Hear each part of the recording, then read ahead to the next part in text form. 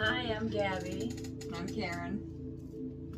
And today we are going to talk a little bit about setting boundaries, healthy boundaries, and how that can really help you to start to put yourself first, care for yourself, while still maintaining the healthy relationships with those that you really care about and are important to you in life.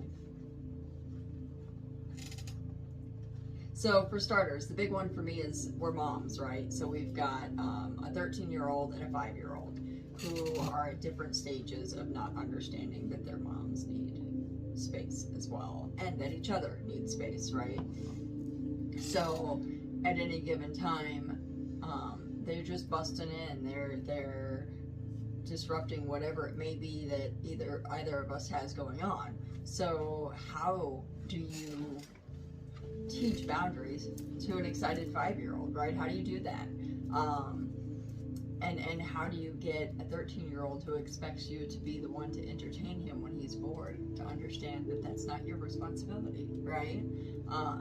These are all things that come with time, and they obviously are going to be a little bit different for every child, but a lot of times as parents, we feel like we're not supposed to do that, like it's our responsibility to give them 100% of our time, every day, all day. And what happens, just like it would with a job, we hit burnout, right? And we start to not be able to have patience with them for the little things that we know they're going to do. We know that our 5-year-old is going to bust in on us when we're taking a shower. That's just what's going to happen. He hears the bubbles, he hears the water, whatever, and he's excited, he's going to come in. That's what's going to happen. And on a normal day, we'd be able to just pull the curtain shut and just be like, hey, what's up, you know? But if we're in burnout, that becomes a little bit more difficult to manage, to cope with. So how do we avoid that? For starters, it's just setting that boundary, saying it out loud. This is your space, this is my space. When mom comes behind this closed door, you have to knock on the door. Yeah, you don't just walk in. I can't be mad at him, you know, if he doesn't, I didn't explain that to him, and I didn't set that boundary in the first place. Right.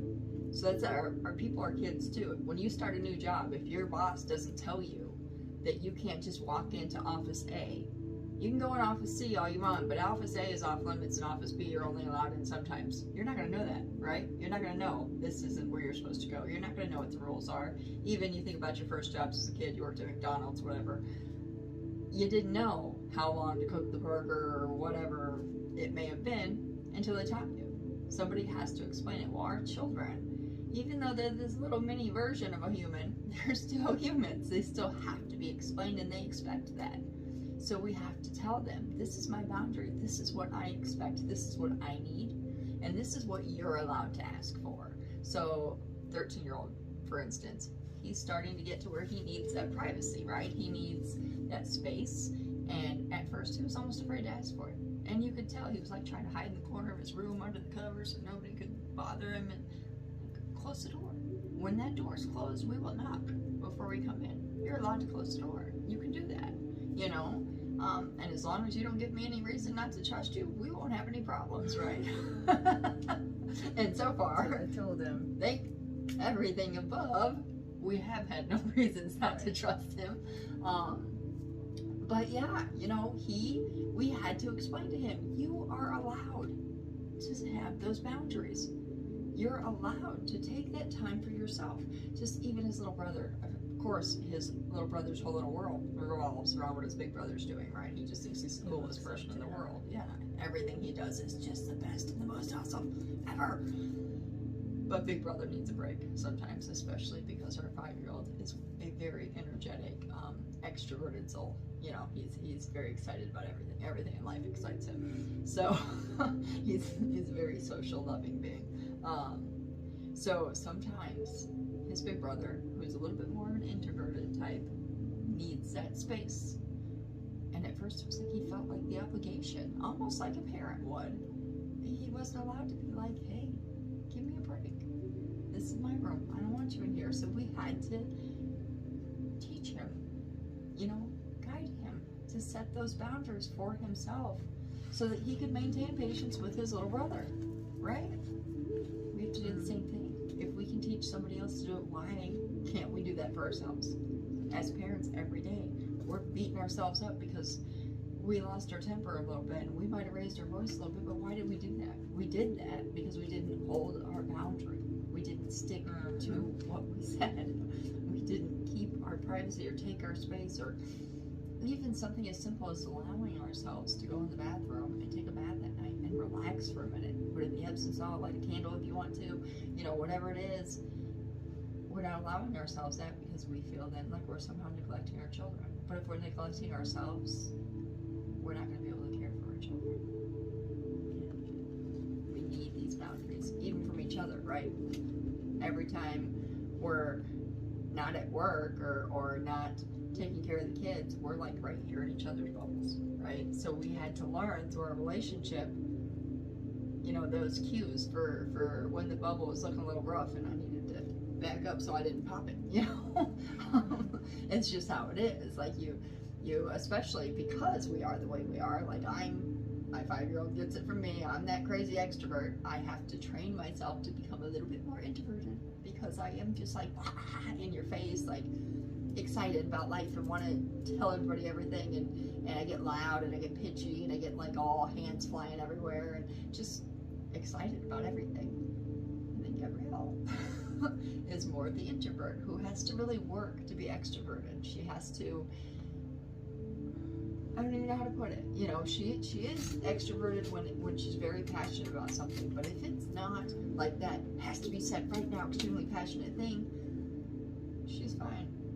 Just chilling and being who she is, and I'm just, everybody in the room's gonna see me because I'm flying through the room doing my little dance or whatever it is. So we had to learn to make that work. We had to set the boundaries. Like, she had to make me understand her boundary that she needs more downtime than I do. She needs space. If there's a disagreement, she has to have time to process it, whereas I'm just like, let's fix it now, let's talk about it right now, nobody can walk away or the whole world's gonna end.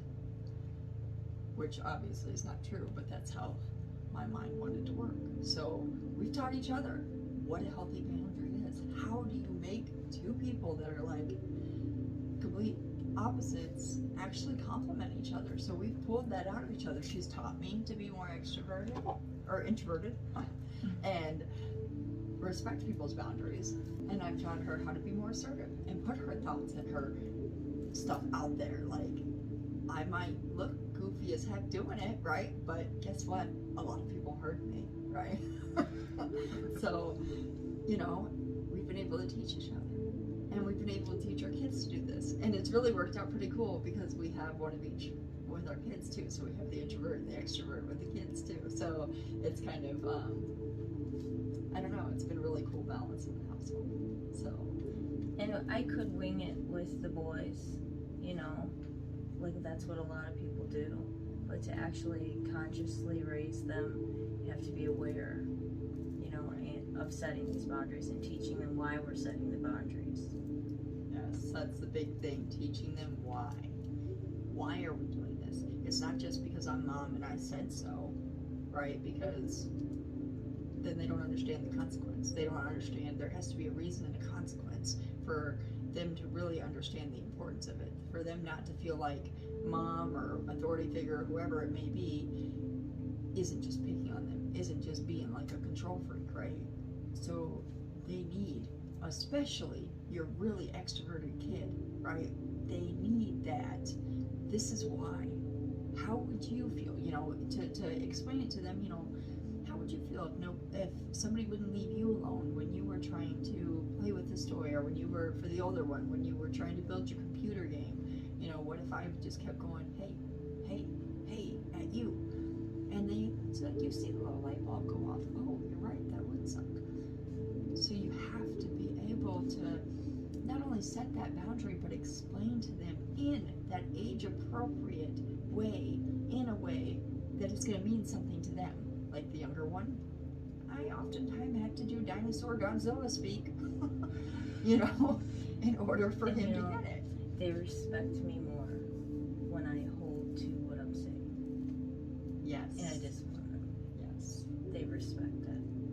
Yes, because if you just say, hey, if you keep doing that, I'm going to do such and such, or this is going to happen, you're going to be grounded, but then you never actually do it. You just keep counting to 3 and adding at 3.5 and adding Or the other thing you were talking about earlier. Yes. Or, you know, there's also the polar opposite. That rewarding for good behavior. Like, we all have this thought, like, if you do this, you know, do all your chores all week, you're going to get this allowance. Or, you know, you are nice to your brother all week, we'll go have ice cream or whatever it is. Great.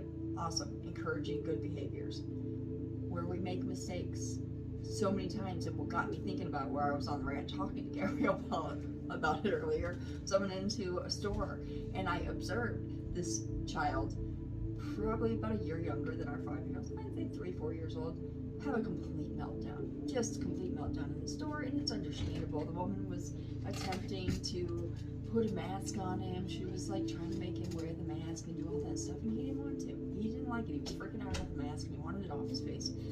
And instead of explaining it to him, or just not making him wear the mask, or not bringing him to the store when he didn't want to wear the mask, whatever choice she made, she argued with him and then proceeded to go, if you stop throwing a fit, I'll buy you an ice cream on the way out. What's that doing? That is now not encouraging the good behavior. Yeah, he might stop throwing the fit today, but what's he going to relate that to? If I throw a fit when we go into the store and then I stop, I get a treat, right? It's not if I behave the whole time, I get something cool. It's if I have a complete meltdown and make everybody in the store look at us, mom's gonna give me what I want if I shut up. That's what is happening in their head, right? So let's make a giant scene so mom caves and gives me what I want. All you're doing there is making your life more difficult.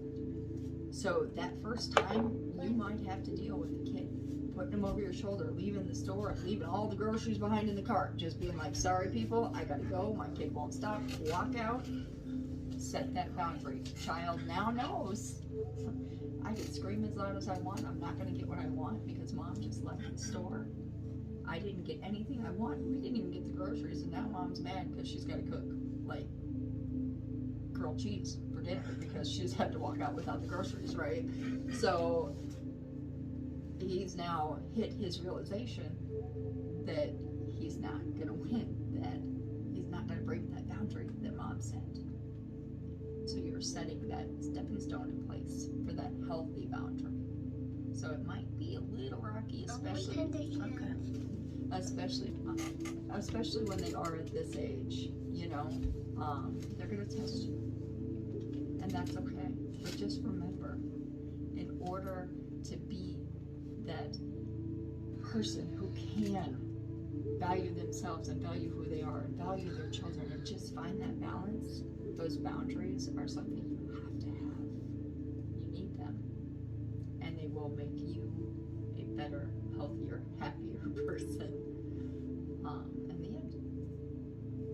Thank you guys for watching. Like, share, and subscribe. Yeah! Jaden told me I had to say that.